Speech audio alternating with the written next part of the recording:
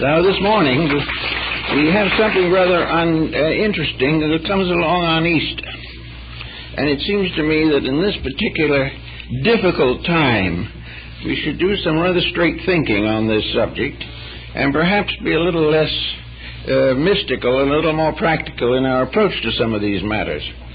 I'd like to begin by reminding you that according to the current issue of Guinness Book of Records, between the year 1800 and the present time, 2,500 million copies of the Bible were printed and circulated. They were circulated either completely or in part, and they were circulated in 1,700 languages and dialects. It would seem, therefore, that we must face the fact that the book has had a tremendous coverage, that it has not only had this tremendous publication since the year 1800, but it has also has been published long before that time, and probably at least 500 million copies were in circulation in the early years of printing. So all over the world this book is known. And all over the world, even among other religions, the book itself is respected. It is recognized as probably the greatest moral code that has been given to mankind. Certainly it is the greatest moral code that has been given to Western society. Nearly all other religions, however, essentially have the same basic concepts. They all have the same deep desire for the spiritualization of humanity. They want human beings to live together in peace. They want nations to solve their problems and become one under the guidance of divine providence. It is therefore, I think, rather important to bear in mind that against this tremendous testimony, a testimony represented today probably by 2/3 of the population of the earth, that in these times the principal objective of religion is not flourishing. The New Testament definitely gives the admonition of Christ, "Love ye one another." This is a statement that can be applied to governments, to various institutions of learning or art. It can be applied to political systems within the structures of nations. It can be also applied to private citizens, their homes, their daily living, and everything that goes to make up the 20th century problems and projects of mankind.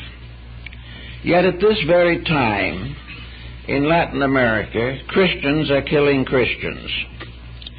In the Near East, Muslims are killing Muslims. And various nations everywhere are locked in conflicts. Assassinations are becoming more or less too frequent, and in many cases are proudly claimed by these militant groups. In our own communities, we find an increasing indifference to laws and human decency. We see things that seem to be falling away from the integrities which are most necessary to survival. People who go to church on Sunday work in munition factories during the week. Everywhere, the principles are being sacrificed either to profit or to the emergencies of the hour. So on this occasion, at Easter with us, it seems that we should definitely try to understand and consecrate our lives to a more orderly procedure in harmony with the divine codes which we have received. Also, by general recognition and examination, it has been well established that of the present population of the earth, nearly 3 billion are religion-oriented. That means that over half of humanity, or at least a full half, has spiritual convictions. How does it happen that these convictions are not accomplishing any major purpose in the arbitration of world problems? Why is that part of society which is most idealistically founded fail to speak up in some way, to do something to indicate the recognition that the present procedures are wrong? In the 2,000 years since the birth of Christ, there have been literally thousands of wars. And they have become progressively more dangerous, more deadly, and have constantly sacrificed huge numbers of human beings. To what? Today, the materialistically oriented individual has no answer for the problem. He has no answer perhaps for the reason that while he may not believe in afterlife beyond the grave, he has no way of preventing the destruction of him while he still lives. So it is not a problem simply of a religion based upon immortality. It is a religion also that is based upon the protection of mortality to the degree that it is possible. The unbeliever and the person who breaks the common rules of world ethics has no justification and can gain very little satisfaction from the compromises that he makes. So here at Easter time, perhaps it is advantageous for us to consider the mystery of the resurrection, not in terms simply of an event that happened 2,000 years ago, but in terms of a constantly continuing event, the resurrection of realities within ourselves, within our societies, our nations, and our races. The Apostle Paul tells us in very simple words, Christ in you, the hope of glory. The second coming of the Messiah must be a coming through those who understand, cherish, and preserve his teachings. The time has come, therefore, for us to realize that the survival of Christianity is not in the hands of our political leaders. It is not in the hands of the great opinion makers in the world of material affairs. The preservation of our ideals rests squarely with ourselves as individuals. And if enough individuals decide the course of their conduct, tyrants will have very little effect against them. But the individual who believes certain principles must make every possible effort to live those principles and to make them a vital factor in his daily existence. Now, over the last 60 years, we've worked with a great many people. And we have worked with countless people who sincerely believe that they are good Christians. They believe that they appreciate and understand the mission that Christ came to accomplish. They believe that they have been brought into the sanctuary by baptism, christening, or some ritual or rite. And they also have a great hope that in the fullness of time, the great messianic mystery can be fulfilled. And yet these people, with all their convictions, are very much like those out in industry or in any other walk of activity. They some way separate their lives from their ideals and also allow conduct to conflict terribly with the ideals, hopes, and aspirations which they claim to possess. So on this Easter, it would be rather nice if we could begin making dedications to principles within ourselves. We may not be able to control the development of nuclear weapons. We may not be able to accomplish the things we desire that might be beautiful and good. But in ourselves, we can go against something that has gradually increased in menace and danger until today it stands where it could threaten the actual survival of mankind. That this should happen in a world which is largely dedicated to idealism and integrity, just doesn't seem to be possible. Perhaps it is possible only from one particular cause, and that is a clear line of demarcation between belief and action. We have beliefs, but in the midst of these beliefs we fall back upon an inferior foundation of action. Let us say that within each of us is a soul that aspires to reality. Also in us, however, there is something else that continually aspires to material security and to the fulfillment of attitudes that have no foundation in truth. That the individual should believe in truth and then not have this truth modify his conduct is a sad dilemma, especially at this time. Now, what are the problems that we most commonly face in the matter of the individual who claims dedication, who claims to believe in the ideals of a spiritual life? Yet one of those persons to whom evangelists come almost annually to revive the spirit of devotion within them.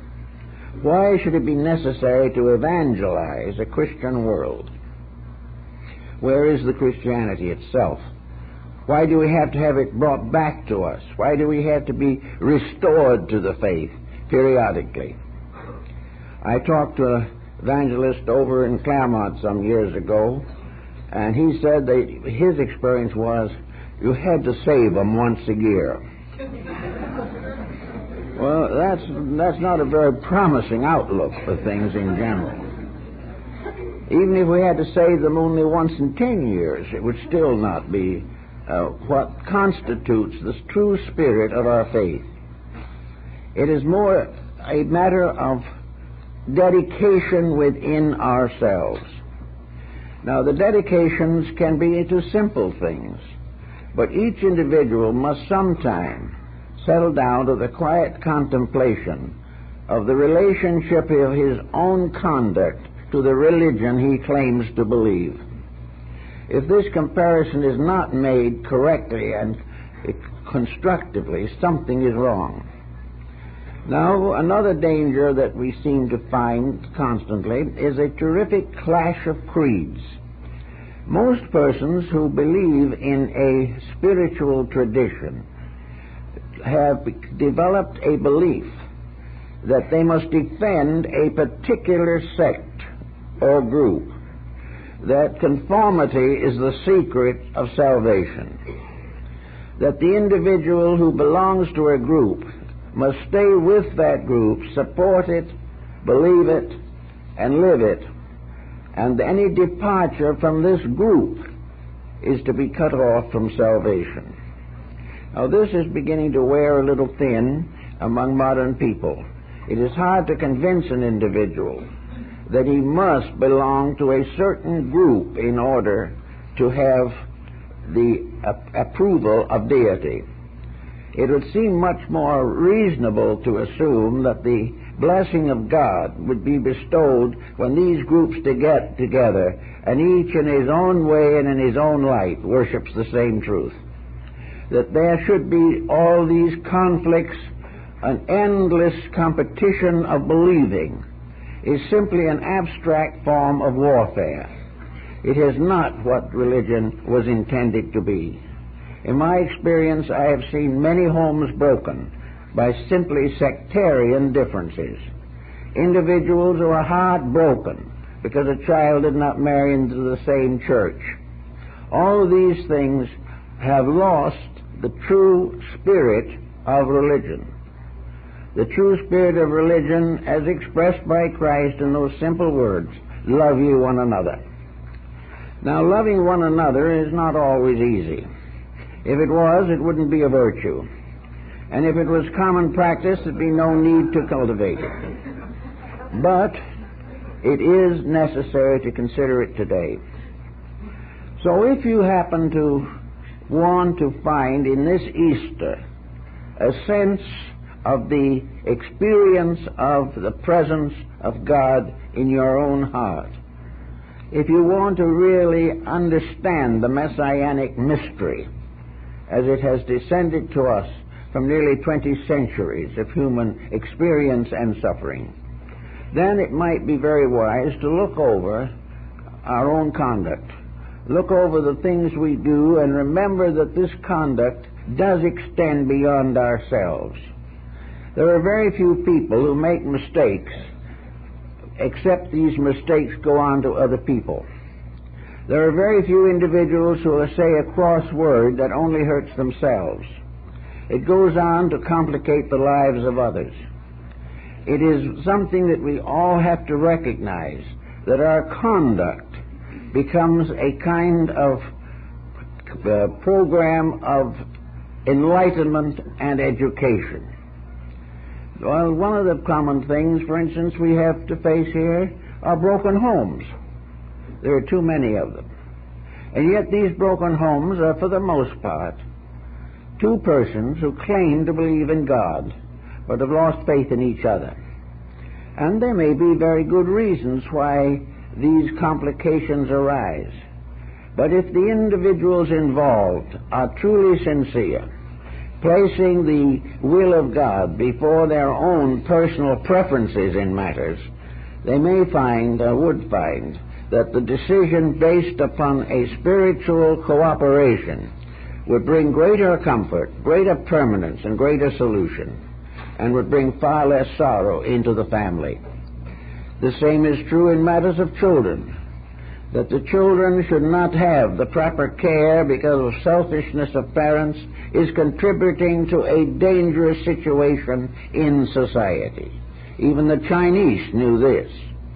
They knew that when the time comes and respect within the family breaks down, the nation is lost.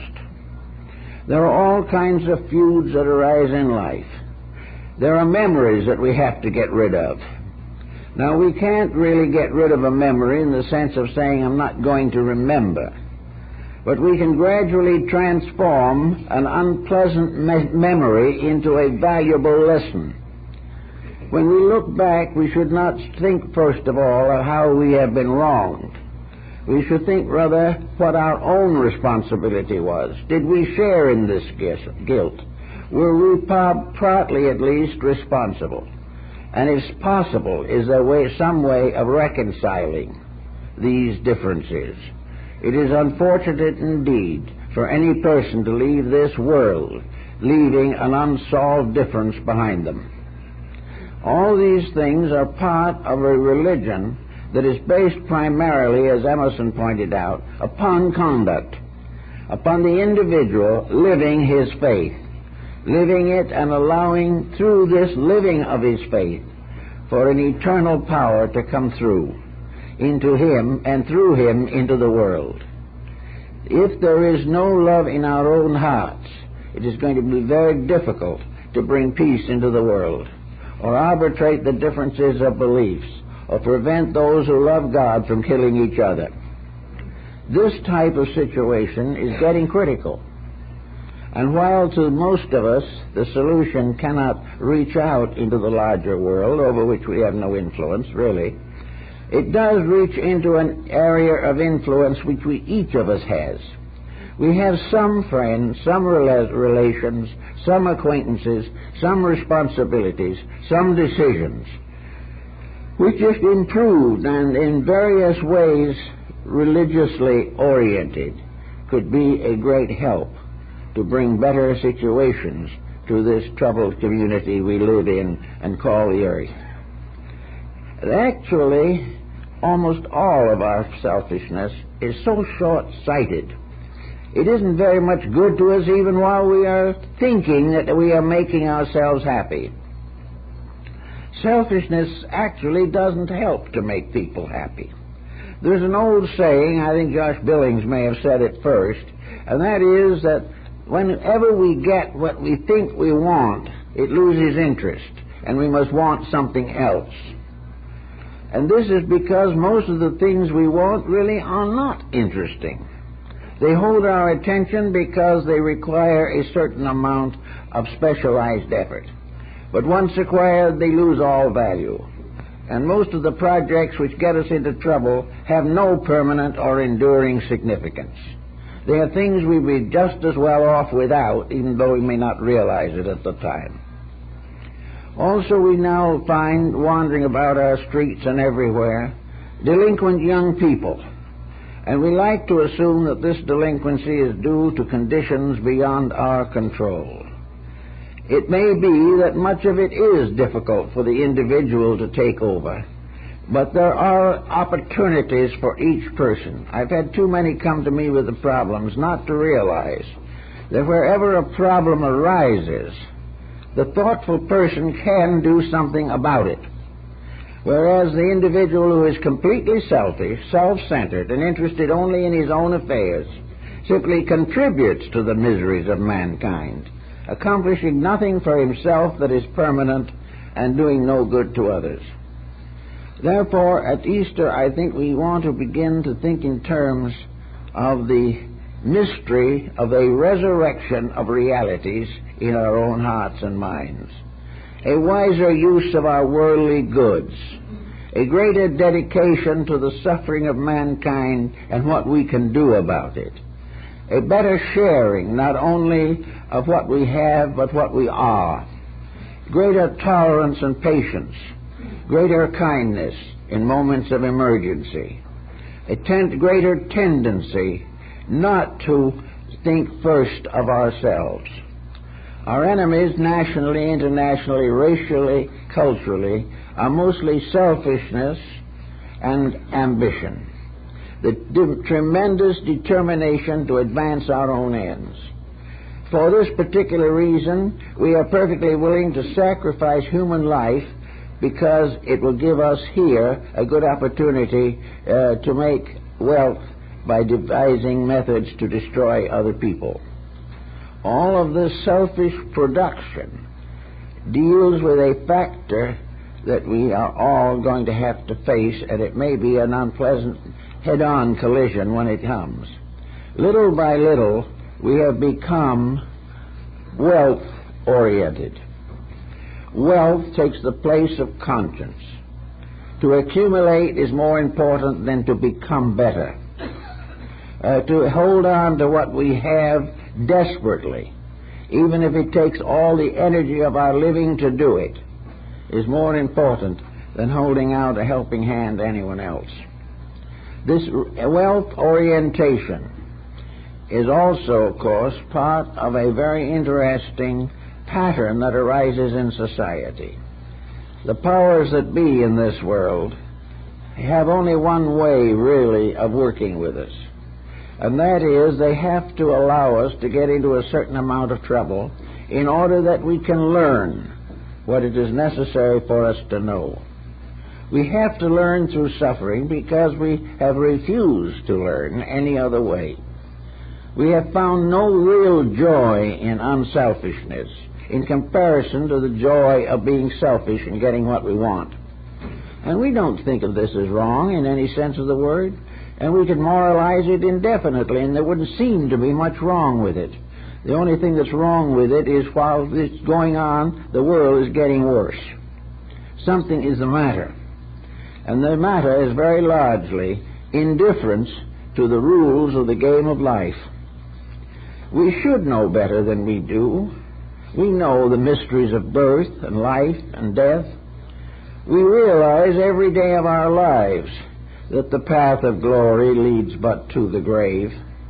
We know all the time we can take nothing with us, and yet we struggle bitterly to the end, hoping we can depart with what we have in both hands. We can't seem to recognize, by perspective, the grand total of our misunderstanding of life.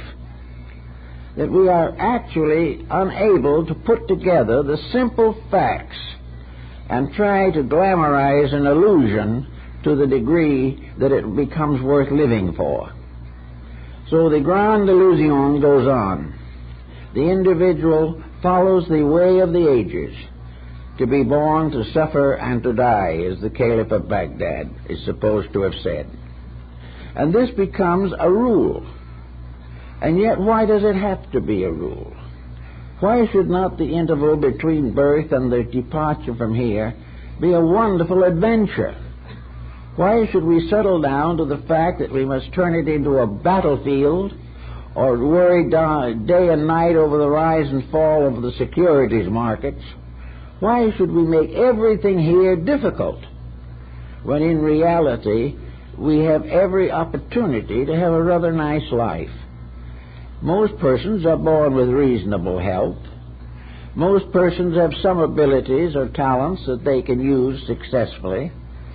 The majority of well-intentioned individuals are willing to make a living. But all through all these convictions, terrific exaggerations of emotion and thought corrupt the morality and ethics of it all. We become completely absorbed in an illusion, in something that is not real, but which destroys the wonderful things that are real. And the wonderful things that are real are peace, happiness, reasonable security, friendship, kindness, and these gentle virtues by which we can all live our span of lives without unreasonable suffering. Also, we know, medically speaking, that the more upset, the more confused, the more conflicting we become, the more quickly we'll break down the physical body as well as the mental and emotional life. Most individuals take many years from their lives in the desperate effort to accumulate something to live for, and still do not succeed. So this type of thinking needs a general revision of attitudes. And actually, we have this tremendous spiritual promise. We have the idea of the eternal power sending into the world great teachers to help us, great spirits to ensole and lead us, and wonderful privileges to learn. We have the constant example of what really is important. Now, another interesting or somewhat conflicting remark is that the people in this world who are breaking all the rules cherish the memories of those who keep the rules. We honor mostly not the powerful or the rich or the dominant characters of life.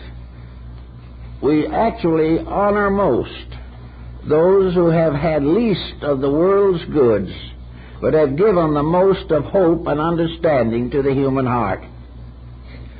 Jesus, they say, had no place to lay his head. He was poor to the end, and has become the uncrowned king of the world. But those who claim that they admire him more than anyone else do not fully understand him when he says, "If you love me, keep my commandments." Now, if the Christian loves Christ, he must keep the commandments. He must keep the rules. And if he keeps the rules will keep him. If he breaks the rules, the breaking of them will break him. So we believe in these things. We cherish them. So the time has come when we must do something about them to create a better condition for the future. Buddha renounced an empire, or a kingdom at least, and went out as a beggar into the world. Confucius left all in order to teach. Lao Tzu, disillusioned, went out into the Gobi Desert, leaving behind a world that never understood him or what he was trying to do. Muhammad was poisoned.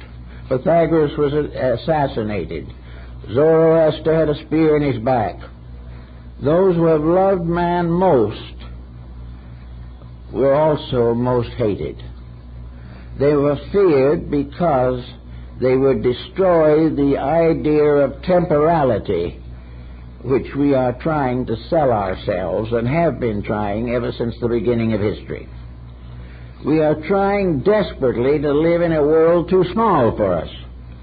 We want to stay in the world where we can do exactly as we please at the expense of everyone else. We do not want anything to interfere with the little private empires that we want to build. Therefore, if someone comes along, we crucify them, and centuries later we glorify them. Bernard Shaw made a great point of this in his story of St. Joanne, where all the world honors Joan of Arc for her visions and her sacrifice and her martyrdom. But as Shaw pointed out, if she was born again today, she would be burned at the stake again. Because what she interfered with was the whole self-centeredness of a humanity, which should be God-centered, which should be centered in integrities, but is not largely centered in personal advantages. So at Easter, I think it'd be very good to try to make peace with realities. Not necessarily just because we know they're right, but also because we want to be more or less practical people. And the most practical people are those who keep the principles. Those who break the principles are never practical, although they may seem for a short time to enjoy certain advantages. No one can ever break the rules without ultimately getting into desperate conditions. So if we really want to start out and try to live a Christian life, and live it in the little nasty, nagging things which make up daily living, then it is very important to start in to get rid of ulterior motives, jealousies, vengeances of all kinds, negative thinking, negative speaking, disillusionment, and this strange aggressiveness against our neighbors. All these things just don't fit in to a program for Easter. Perhaps what we need most of all is to emerge from the shell that we have built around ourselves and look at ourselves as a group of little newborn chicks which have done nothing to hurt anybody, but may have an unfortunate life if they're not careful. We should, in a sense, start a new life. And every Easter is a challenge to a rebirth, a birth into a higher level of personal awareness, a rebirth into a new recognition of world integrities, a belief that there's something bigger than munitions, armament, and nuclear physics, that we live in a world which none of us really understands. We look out at the sky at night and see the stars. We look down to the earth and see green things breaking through, and at this season of the year the earth is fruitful, and most of the wonderful beauties of nature come out of the earth to be reborn again. Trees are reborn from the darkness of winter. Everywhere nature takes on a new life because of the coming of the sun at the vernal equinox. In a sense, therefore, the Christian mystery has to do with the Son of Glory, the tremendous light of inward love and faith, and the signification of its resurrection every year at the vernal equinox. The ancients worshipped the vernal equinox because it became a symbol of a revelation of integrities. It became a symbol of the annual rebirth of hope, rebirth of faith in humanity, of charity, and of all the good things we long for. It would be good, therefore, that in our personal living every year at Easter there would be another release of our own divine content, our divine internal, that on this particular day we should herald again the glorious rebirth of light and truth, that we should overcome the belief in death and realize the mystery of life everlasting. Each year could be a time for a new statement of faith, a new review of the year that is gone. Pythagoras of Samos recommended that the philosophical-minded people look back over a period of time, a year or even a day, and try to see what it really meant. That it is not something you just forget about and dash on to something new, Look back over a year and find out what you learned. Find out whether you have learned to have greater faith or have lost more faith. Whether you have been able to remedy some mysteries and some misfortunes of life or have simply made new ones. Perhaps you have regained a friend that was lost. Perhaps you have lost a friend that you could have saved. Look over the year and see what it all adds up to in a great pattern far beyond the boundaries of our homes, our communities, and our planet. That all of these processes have to do with life. And the life in us is the same as the life in the star. We are all part of one eternal life in eternal manifestation. And it is our privilege and our right to channel this life, this light, into ways of integrity and creativity. It is perfectly possible to recognize the problem of the Last Supper, in which we find the symbolism of truth becoming the nourisher of reality, hope, and love, dying for us. And that at the Last Supper we have the symbol of truth being sacrificed for us and being fed to us, that by this union, as in the Pentecostal mystery, we partake in the eternity of the life, body, and blood of truth and salvation. Therefore, that at this season, the truth that went into us, maybe over a period not only of years, but of many lives, the truth that was locked in us from the beginning of existence, the truth that is locked in every star, and every planet, and every cosmic system, that truth should be celebrated on this day because of its resurrection, and we should provide it with the opportunity to reveal more of itself. That in each year as goes by, the inner life of the individual should have greater expression.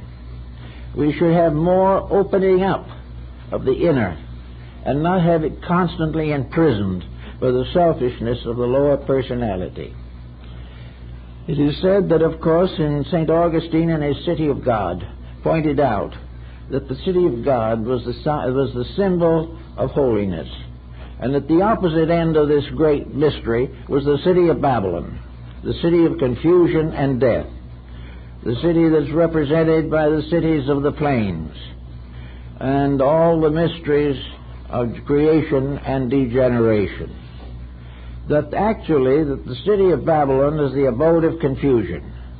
And if we study the biblical descriptions of these cities of the plains that were destroyed, we find something rather reminiscent of our own present condition. We find how we have departed from truth, how we have neglected up to read the handwriting on the wall of heaven, that we have also in our feasting sacrificed our integrities.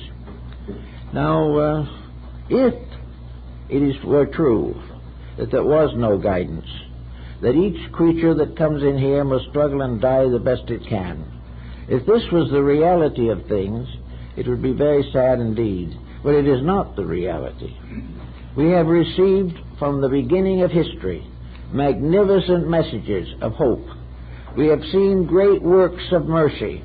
We have beheld miracles that no materialistic culture could perform. We know the way of light. We know the life everlasting. We do not have to wander in insecurity, doubt, and darkness. We know better. But between the knowing and doing, there is this something that is interposed, a tremendous self-conceit, a self-seeking search for personal advantage, selfishness, and egotism, and the inability of the individual to contemplate the possibility that he is making a mistake. This arrogance in us stands between us and the things we most want, the things we most need. And as long as we continue to break all the rules, we will continue in trouble. Looking out as we do at the present time, it is embarrassing indeed to find that there are scarcely any efforts to cooperate between various structures of society. There are hundreds of little groups fighting for certain special privileges. Every group wants advantage for itself, not for all. It wants to be the leader, not one of many. Each of these groups will go on strike and even go into violence in order to gain some temporal advantage, paid for by the blood and life of their fellow human beings. All this goes on, and it all is assumed to be right and proper, the way it was intended to be. Cruelty was never intended to be. Cruelty was the result of being blinded to what was intended to be. Now, most people today are getting a little tired and a little sick and a little worried and a little frightened. Therefore, perhaps as never before, this Easter has the power and the strength to really get in at our own internal lives. That now we are sufficiently disillusioned with what we're having and what we're getting, that we will gradually learn to rectify conduct. It doesn't mean that we have to go on a strike and assassinate some more people. It means, however, that we can simply do that which we believe to be right and refrain from doing that which we believe to be wrong. We do not have to attack people, but we do not have to cooperate with error, especially on the ground that it's a little bit more advantageous for us. We do not have to make the mistakes that others make. And I think one of the old saints was very wise in his remark that evil actions become known to all. Virtuous actions usually remain unknown. Make the mistakes that others make. And I think one of the old saints was very wise in his remark that evil actions become known to all. Virtuous actions usually remain unknown. This is perhaps the best. The inner life of the individual is not worn on his sleeve. It is not something that he has to talk about, that he has to be persecuted for or ridiculed for. The good life is something simply to live straight. And to the most part, in the long run, this is respected. But it causes no violence in society. As the scriptures have pointed out, the treasures that are stored up in the inner life of the individual are not taken from any other person. No one is poorer because we get stronger in righteousness. No one is deprived because we gain greater insights. Material problems make us perhaps pauperize each other, but the spiritual integrities of life help us to redeem and enlighten and protect each other throughout all the years of life. Now, there are various ways of trying to get to this point, and one of the ways, I think, is through a kind of meditative visualization of the situations as they exist. Behind this little thin veil that divides the physical world from what we cannot see, behind this veil is everything that is important. And we haven't quite got the vision to see it. Some think they have and hope they have, but very often their testimonies are arbitrary and conflicting. One thing is true, however, that through a kind of internal meditation upon the realities of life, the recognition of big things in nature and in the universe, things that we may see either in a great tree or in a tiny flower at the foot of a bush, things that bring to us nature, that show us the infinite diversity of activities which make up life, the ever-present manifestations of a divine energy, that all things live because of one life. All things live because that one life is growing in them. And the growth of that life is evolution. It is the spiritual ideation, the final unfurling and unfolding of the great divine potential in the end, that we may all become as gods, knowing good and evil. That must come in the due course of time, that we shall become this particular being, a being in which the perfection of life is glorified, and that we become great not in ourselves, but because of an eternal greatness that lives within us. The Oriental mind, particularly in the Northern Buddhist system, uses the concept of the Lord Maitreya to recognize the ever-coming reality. The word Maitreya, or the Buddha to come, who is waiting to be born into this material world, is a personification of a principle. It is not a man sitting up in a heaven somewhere waiting to be born, or a woman doing the same. The actual point of it is that the ever-coming Messiah, called Maitreya in the Orient, is simply a word which means kindness. The word Maitreya, the Savior of all nations, is kindness, and it is to come. It is waiting somewhere to come into the lives of all of us. Kindness is the healing power. It is the miracle. Kindness winds its way through all phases of existence. It binds up all wounds. It ends all animosities. It closes forever the gates of wrath. So somewhere this kindness is. And one place where we know it is in ourselves. We have had moments of it. There have been moments when we were very kind. Then there were moments in which we forgot to be kind. There are moments when we have been heroic in the terms of the expression of the best parts of ourselves. But then we get back to the daily procedures of life, and all these things fade out, and we begin again to nurse our little selfishness at the expense of the greater part of ourselves. Now, what is the answer to it? Supposing we did try to cultivate kindness, that we recognize that wherever kindness is, the blessing of heaven is upon it and upon those who practice it. Supposing we say, well, that's going to be very expensive.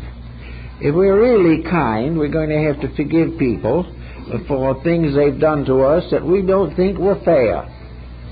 We have to try to get over the common impulses to improve our situations. We have to get over the tendency to be a little unscrupulous in the fulfillment of our own ambitions. These things are going to be difficult. The question is this true? It might be true if we were going to be here forever. But what is the reason why we cannot do these things in the view of the fact that in a short time we just aren't going to be here for a while? Now, we may be back, but if we come back, we will be ruled by the degree of kindness that we have developed. The one thing we can take with us is self-improvement. And if self-improvement is nursed and nourished, it is the one asset that can come out of material life. 10% on the bonds won't. None of these things can. They may all be all right in their place, but wherever the individual allows unkindness to motivate his action, he is committing a mistake, and that mistake is going to stay with him until he corrects it. And it is always going to stand between him and joy, between him and peace of soul, between him and his own conscience. Now, conscience is very valuable in this particular situation. Some have felt that conscience is a sort of hereditary virtue, a sort of self-hypnosis.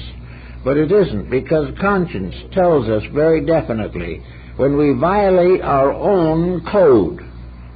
Conscience may not interfere with us if we don't agree with someone else. But if we commit an action detrimental to our own life, conscience is there. But this little voice of conscience seems to be getting weaker every day. And very few people now allow it to interfere with anything they want to do. But here we have a world in which we're not going to be able to want to do these things. It's closing in all the time. The mistakes we have made are becoming more and more difficult to remedy. Therefore, we must begin to realize that we may have to live for quite a while in an environment almost completely dominated by mistakes. things that shouldn't be, things that should not have occurred, but did. To meet this, we have to have strength of internal character. If we don't have strength, we will fall back on corruption and perhaps find life completely miserable. We have to have strength of character to face the way things are now. And it is because we haven't developed that strength in the past that things are as they are now. So at the moment, the most important thing we can do is to develop a sufficient degree of strength to sustain us through difficulties, through tragedy if necessary. But if it's tragedy, it is tragedy we have earned, through thoughtlessness and selfishness. But we have to have greater strength than we have now in order to face the present world confusion with peace of mind. And faith is the only thing that we have that can stand against the disasters of life. And this faith is not an excuse. It is not an evasion. It is not something we simply do to try to deceive ourselves. Faith is a deep realization that the truth exists, that we are part of that truth, that in spite of anything we can do or try to do, that truth is still there. We must make peace with that truth, for the truth in itself cannot make peace with us. We have to make the gesture, the motion ourselves. And if we do this, we can find out a little bit about, for instance, the Pythagorean discipline that I just mentioned. Namely, that by looking back into a day or a week or a year, we see a microcosm of our entire lives. We can understand the motions that dominated us. We can realize how early childhood affected us, how much we developed and how much revenge we nursed, and how we determined to get back at society because something it did to hurt us, or why we haven't been able to go on loving everybody because someone deceived us. Why it is, therefore, that almost everything that goes wrong is remembered, and everything that is right is more or less overlooked. Little by little we become more and more pessimistic, more and more doubting, and more alone because of our own attitudes. So we should look back over these things and see what we can do to straighten them out. With a little effort, you can probably turn a long period of disillusionment into a pretty nice time of life. We can see that we misjudged things, we talked too much, we carried stories that were not true, and if they were true, they were none of our business, and little by little we got into trouble. So we can look back and we can say, well, I don't think I graduated from my own past cum laude or anything of that nature. I probably nearly flunked the course up to now. But there's always a possibility of making a great advance by watching the result of past mistakes. So this Easter, let's try to say honestly and firmly and really that we do not have an enemy in the world, that we have no one we wish evil to or ill. We have no one we are afraid to meet tomorrow or today, that we have nothing in our lives or in our relationships with life that we cannot face constructively, that if the truth needs to be told, we will tell it, but we will tell it always with kindness, never with bitterness. We will never insult other people because we think they deserve it. The more they deserve it, the more they need help. Everyone who is wrong is suffering from some kind of mental, emotional, or physical sickness. Selfishness is a sickness. Hate is a sickness. And the hate is a sickness that is worse than any malignancy that you can have in the body. All of these things we can think through. We can begin to figure out how we could make a better life. This is part of the secret of the Oriental mandala philosophy. A mandala is a visualizing or a picture meant to represent a spiritual reality. Spiritual realities cannot be actually visually seen. They are far off in the great world of causes, but they can be experienced to various degrees. And the experiences suggest patterns, parables, allegories, fables, and emblems. This recognition of the nature of the infinite cannot be brought to us on a film or something of this nature, but we can build within ourselves the vision of its proportions, the shape of it, the glory of it. We can, to a sense, gain for it a certain form, a likeness, a habitation in a body of some kind, if that body is only our own thought. But if we begin to glorify the invisible, if this becomes more and more wondrous and luminous, it also gives us greater strength with which to fight the problems of the visible. We will no longer regard things around us as omnipotent, and will begin to move our faith, our hope, and our conviction towards this vastness which we begin to experience and which we know has to be there. There's nothing else that could support the galaxies that go on forever. There's nothing else that could ensoul all forms. There is nothing else that could give us the power of sight or the power of thought. All these things represent forces beyond our comprehension. But we know they're there, and we know, therefore, that they are part of a plan, and that we are all purposed creatures, not individuals simply floating around in a mist of matter. So with this realization coming gradually through us, it becomes much easier and less difficult for us to experience the kind of life that we need, the kind of life that will bring us internal peace. And at Easter time, we can imagine that you're standing perhaps in a great cathedral like Chartres, or perhaps one of the most beautifully ornamented, the Cathedral of San Marco in Venice. Here the walls and the ceilings are covered with the most beautiful mosaic pictures. Pictures in the domes of the various rooms that rise up like clouds into the sky. We see the heavens unfold, as in the chapel of the Vatican, the Sistine Chapel. Everywhere these mosaics, paintings, symbols represent a larger world, a world beyond our comprehension, really, but a world which in some mysterious way we know has to be there, because if it was not there, we would not be here. We are inevitably bound to causes that we cannot see, without which our own existence would be impossible. So we look up at all these beautiful pictures that are dreams, ideals, visions, inner convictions of exalted moments in the life of an artist or in the life of a great cleric. And in these things, it seems as though the sky is opened and we behold the glory of the infinite. Now, in our own little private life, Bamy, the German mystic, was one who had this experience of the opening up of something beyond the common sight of man. He had this inward vision in which for a moment he beheld the glory of the world.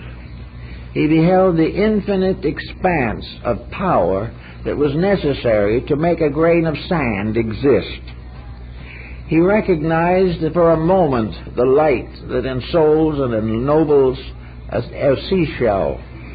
He began to sense all of the glories that surround a budding flower, and most of all, the tremendous cosmic progress, the pattern of things, the infinite pageantry of causation, a pageantry which can be mysteriously felt in a moment of ecstasy. Ecstasy which is to religion what hysteria is to problems. This is the tremendous vision that Bamy had. He beheld the great light of things, and he realized that behind it all, somewhere, is the supreme mystery. A mystery that cannot fail, that is absolute, that nothing can add to or detract from, and that it's in this mystery that everything that exists lives and moves and has its being. And it is the power of this wonder that helps all of us in our own small lives to live better, to live more constructively. It helps us to understand, and most of all, perhaps, it gives us faith. The faith that comes from the sensing, the intuitive realization that there is this greater thing, this more than we can ever hope to understand. Certain visions have come down to us relating to it. Mystics have described it in various ways. Perhaps their descriptions are all tinctured by their own personal developments. But still they have sensed, as Plotinus did, the tremendous power of that which can be experienced occasionally in the inwardness of things. Plotinus mentions that for one instant he was aware of reality. For a moment the great gates opened, and then they closed again. But for that moment, he lived the rest of his life. He needed no more. He had suddenly had an experience that convinced him beyond doubt of the tremendous integrities of life.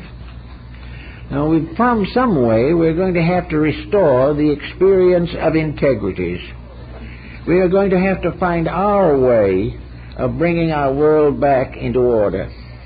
We are going to have to discover what love really is. That love is not in being loved, but in loving. That love, as St. Francis pointed out, is the individual without reservation bestowing the noblest of his emotions upon those around him, expecting nothing in return. That the great power of things that is in the innermost, this mystery that Bamy tried to describe, gives forever and asks nothing. That the power of good is fulfilled by its own bestowing. That all that is beautiful and noble is its own reward. And the quiet life of intelligent integrity is itself a greater reward than any bestowal could possibly be, for it simply means that the individual has got back in line with the facts of life. So at Easter this year, we're working hard. Many people are now becoming more and more aware of the challenge of the day. Millions of people today are beginning to realize that the problem is a challenge, that it is not something that was simply dropped on them for no good reason. More and more of us are realizing that the mistakes that have been made are the reason for the problems that are now facing us. And there is a grand motion, a very definite motion, toward the restoration of the integrities of life. At this time it is limited to a few, comparatively, but it is in the hearts of many. Many people are planning changes in their ways of doing things. They are planning to build better structures. Educational reforms are taking on tremendous momentum. And it is becoming obvious that the only education that counts is the education that is built upon the great cosmic pattern by which we are all educated. Little by little, we have to learn that education means the bringing out from within ourselves of the divine power that is deposited there in eternity. Educo, meaning to draw forth, has been interpreted to mean cram in. We have crammed in all the things we didn't need to know. We have built up a tremendous reputation for abilities that will only serve us until we retire. But the thing that has to happen is that conscience and consciousness have to come through the individual. We have to be taught to become what one Montaigne, I think, once called a pen in the hands of a ready writer. This coming through from within is the real end of education. The real end of society is that, as Cicero said, society has as its ultimate that all human beings will live together in social compatibility. Society means that. Civilization means that we shall all be civil, that we shall not build upon differences but upon common causes. all the way along, people are beginning to realize this. There is a strong movement now to reform the entertainment field. We're getting hopelessly disillusioned. We're getting bored to death by an inundation of commercialisms. But we have done it. Each individual who thinks he's got 5 cents to profit keeps it up. But gradually it is becoming so obnoxious that most people are disillusioned. The returns and records and announcements on various reports show that entertainment field is losing ground very rapidly. Why should it? Because to the large measure of things it isn't entertaining. Actually, entertainment must be useful. Entertainment must help to the individual to see the values of life. Entertainment must have certain background in realities, and it must also inevitably point out the importance of that which is the best. Until these things happen, entertainment will be contrary to the conscience of many people, and this conscience is becoming more irritated every day. The same is true in land allotments, in food, in clothing, in natural resources. All these are gradually coming into focus as proof of the fact that we have been indifferent to integrities, that we have been thoughtless, and that we have allowed personal and immediate considerations to destroy the world, or try to destroy the world, which was given to us to beautify and protect. So little by little, the Christ in us, which is the hope of glory, is breaking through. We are finding it in nations that have long been trying to establish godless societies. The godless do not increase in number. The godless are not gaining in power. Many of them are turning back to something that gave them internal consolation in integrities. Little by little, in many countries which were considered atheistic, the churches, the mosques, the temples, the cathedrals are opening again. Why?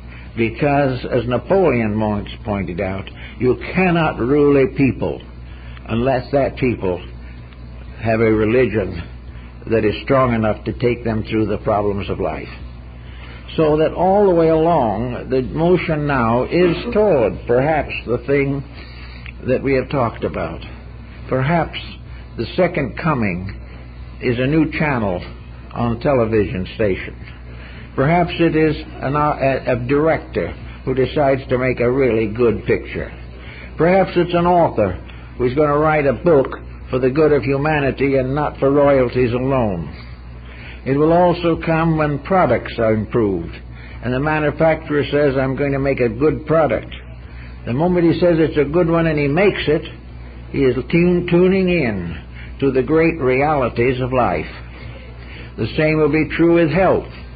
We will discover that it is not necessary to exploit the sickness and miseries of each other. Little by little, these laws and rules will be changed. Little by little, the experience of humanity inevitably brings us back to the truth. We can't get along without it. Therefore, all the deceits of the ages, the thousands of wars of the past, the inquisitions and the conquests, which have mutilated society from the beginning, these will gradually destroy themselves, because they cannot continue. We are gradually reaching a point where we have exhausted the potentials of our own stupidity. We have no longer anything to support the foolishness that we continue to consider to be so important. So I think we must accept the simple truth, namely, that every Easter things are going to be a little better, because every year that lies between is going to make changes more inevitable. And Nostradamus, in his predictions, for example, described that in the next century there would be the coming of the Paraclete, the Prince of Peace, that we are coming closer and closer to the time when reality is going to break through with a crash. Reality is going to come through. And it is not going to be a deathbed conversion. It's not going to come when it's too late to do any good. It is going to come as the intensities of the present problems become obvious. When we look at the world today, we must all, I think, admit that it is in foul condition. It is in miserable condition. It cannot go on this way indefinitely. We will have more wars and rumors of wars, but there will not be such long ones. Not so many people will fight them. Not so many people are going to be intimidated into doing wrong for self-preservation's sake. Little by little, these things are going to clear. And looking over the last year's reports, there seem to be so many rather hopeful signs and indications of people waking up, finding new values, finding greater privilege and opportunity in working with the young and taking care of the desolate. We are becoming here a nation accepting into ourselves the sufferers from 50 countries. Now, it may seem this is a terrible strain upon us, but I think it is the way that Christ would have wanted it, namely, that we shall take care of the little ones, and that those who suffer, we shall sacrifice for them if necessary. All the way along, the sorrows are bringing their own solutions. Peoples are beginning to find new goals, new rewards for action. A simple society, run on normal processes and principles, and dominated by brotherly love, could solve most of our problems. We may say that it would be hard on the economic system. It wouldn't be, because the economic system has always existed primarily for one purpose, and that is a convenience. An economic system makes it unnecessary for the individual to carry the groceries in his own pocket. He can buy and sell without delivering the animal right there on the marketplace. He can do things, he can have things through a great exchange. This can continue. There can always be proper exchange, but it can be fair and honorable and just. We can do all the things that are right, and having done them right, we will observe a quietude, a peace, a gentleness coming in. We shall not be troubled by people who are led to narcotics and alcohol simply by the stress and weakness of their own natures. Little by little, it's going to come through. I feel perfectly satisfied, and always have, that never will this world be left without the guidance it needs. The only problem we have is to recognize it when it comes. If we don't recognize it, that isn't even so desperately bad, because it's going to come whether we recognize it or not. And we're going to have to live with it.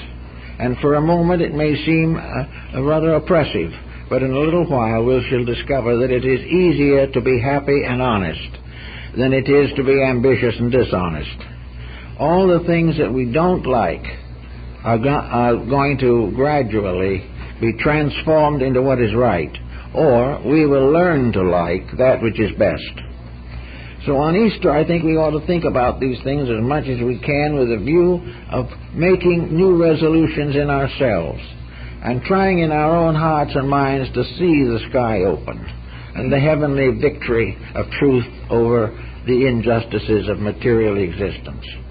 We are victims of a material ignorance, but only when we do have contact with the inner part of our own lives can this ignorance be corrected. And the ancient symbols, the mandalas, the various emblems and diagrams of the past, the visions of the great artists, the Madonnas of Raphael and Tintoretto, all these great works of art are inspirational works, all based upon the concept of the reality of something sacred, something important, something divine, by which we can lift ourselves out of the mire of our own making.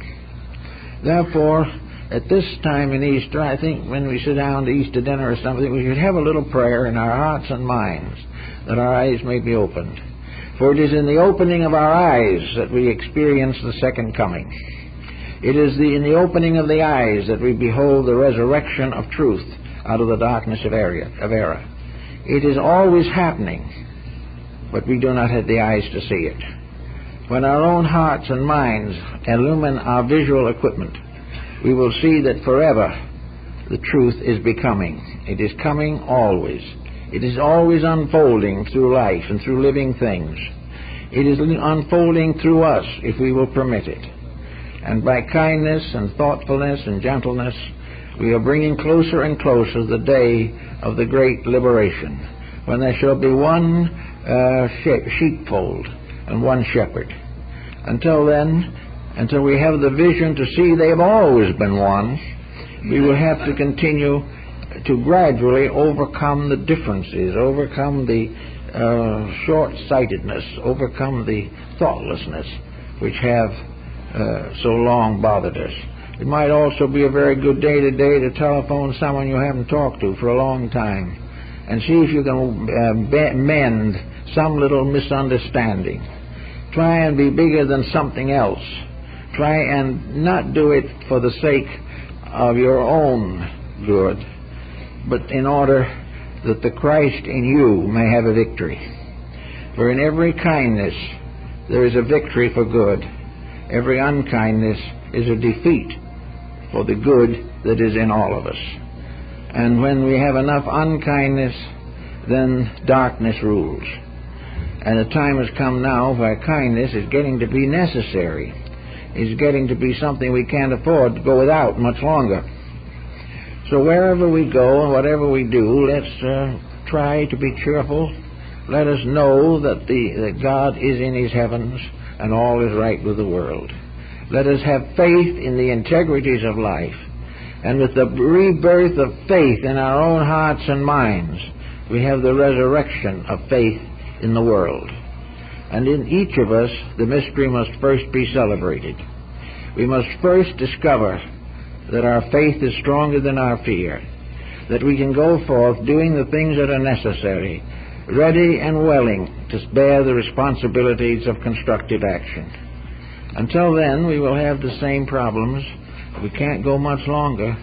The nuclear warfare is around corners, but it will not be allowed to hurt. It will not come to its ultimate victory, because there can only be one victory, and that is the victory of love. Everything else must pass away. All the hates and selfishness of empires. The great empires of the past are gone.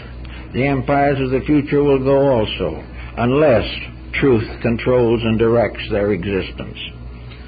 And we are now not only able to see these things, but we can read about them. History is available to us. There is much to inspire us to make the changes in ourselves that are desperately necessary. And when we make these changes, we shall no longer fear. There will be no fear of what might happen to us, or what we have, or who we are. These things cease when a great faith takes over, and we realize that at all times and forever we are part of a divine plan, and the God in us can no more die than the God in space. This is something we have to learn to understand and recognize and do the best we can with. But let's, in Easter this year, let's try to think through some action. It's only a small one. And say, I do this in the name of the Lord. I do this little deed. I give to someone who needs. I say an encouraging word to someone who is in tears or in sorrow. I hold out friendship to someone who is alone. I try to bring peace to a troubled person. And if what is necessary is a loaf of bread, I'll find that too. I will do something as a restatement of my bond with heaven. I will do something to prove that I still believe that love is supreme, and that all the problems of fear and hate are not strong enough to destroy the principle of human goodness that is locked within us all. And so, for all of you, I wish a very happy Easter.